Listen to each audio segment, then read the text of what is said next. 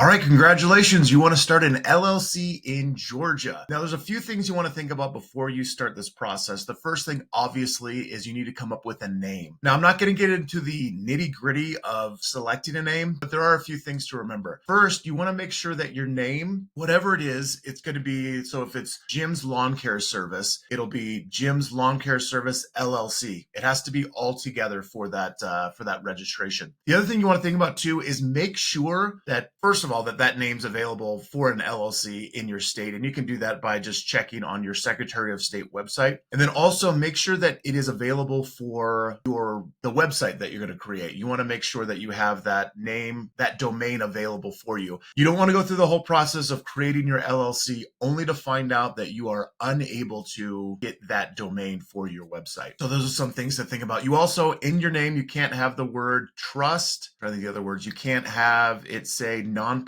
You can't have it say bank. Think about that as you're coming up with a really good name. All right. So the first step you're going to do is you're going to go to the Georgia Secretary of State, which is right here. You're going to go to business. Click on that. You're going to go to create a domestic entity. Now you have to create a profile within the Georgia Secretary of State, and clicking on this will take you to here. It's going to say register online. It's going to take you to a section where you need to create a profile. It's really easy. All you do is you put your name, address, phone number, email address. It's going to send you a confirmation email address to whichever email address you want to use. And then you go from there. And then once you have that set up, it will bring you to this website. And then once you log in, you're going to go to create or register a business. And then you're creating a domestic business because it's within the United States. So click on that. The type of domestic business is going to be a limited liability company, domestic limited liability company. All right. And so here it's going to be just asking you, let's see, it's going to have your business name. It gives you second or third choice, which is interesting. You should know that your name's available before you actually start, like we talked about in the beginning. So I'm going to fill this part out. Let's scroll down. And then this is going to ask you for your NAICS codes. And this is just essentially what type of business you're going to be operating. So you just click here, look at all the different options and select the options that's closest to what you are going to be doing. Sometimes it'll give you some subcategories of these options and just select whichever one applies most to the business that you're creating. So I'm going to do that and then we'll get to the next part. All right, now that I've had that part filled out, you're just going to put in the principal office address. So this is going to be your address. Now, if you're working from home, you're going to use your home address.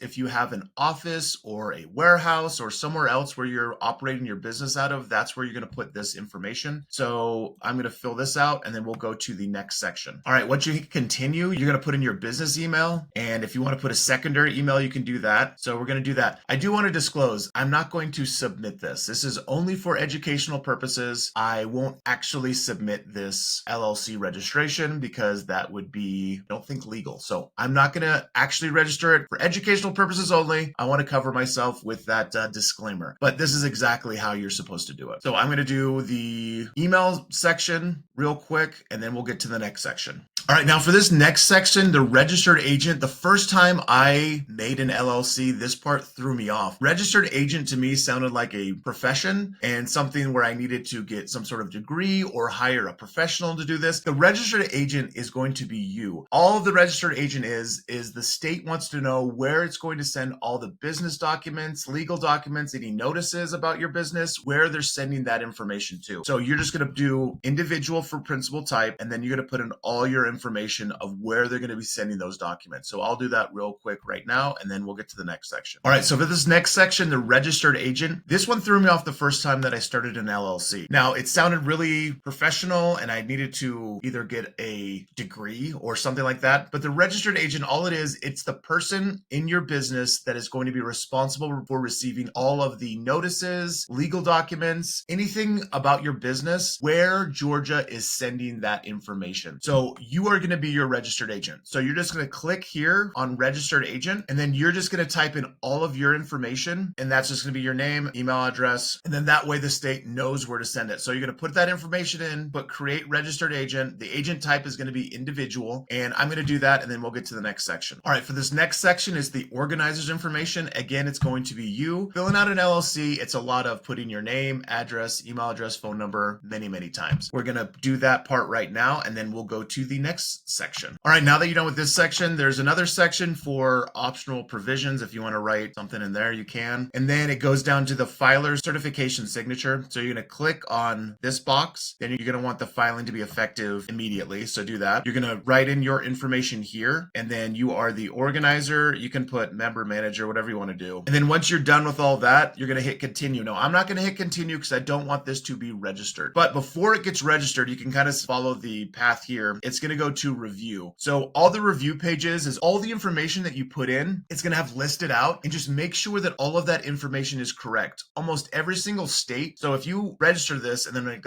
oh my gosh, I totally forgot my email address is wrong, or I want to use a different email address or something along those lines. I put the wrong mailing address. Each state is going to make you pay to make changes. So double, triple check everything in that review section, which is right after this. And then after the review section, you're going to click yep, everything looks good. It's going to take you to the payment section. You're going to put in your credit card information, pay for it, and then that registration is going to get submitted to your state. And then it takes, depending on the state, it takes between 3 and 7 business days for them to review that and accept it and then issue you your articles of incorporation. But what happens before that is once you submit it, the state will send you an email letting you know that they received it. Once you have that, you're good to go. You just wait for that confirmation that it has been accepted and that they send you your articles of incorporation. That part is really important. The reason being is you need your articles of incorporation to continue the process of creating your business the correct way. So what you do with the articles of incorporation is you use that to get your EIN, and that is your employer identification number. And with that, you can hire employees. You can open up a business bank account. You can file your taxes. You have to have an EIN. Now, I have a video down below. If you click down below, I have a video that walks you through that process of exactly how to do that. There are companies that will charge you hundreds of dollars to do what I just did for you. They charge hundreds of dollars. I do it for free. Those same companies claim that they'll do your EIN for free, but there's always some hidden fees and there's some hidden paywalls and things like that. So if it seems like it's too good to be true, it's because it is. So in the video, I will walk you through the steps of doing that. Now, there are fees associated with registering your LLC that are through the state. So no matter what, you're gonna have to pay for that. But that EIN is completely free to set up. Now, if you click on the link below, it'll take you to our website and I'll walk you through the steps. Now, on our website, we have curated all the documents that you're going to need for your business in the first year. It's a small one-time fee to get all those documents. A lot of these other companies will charge you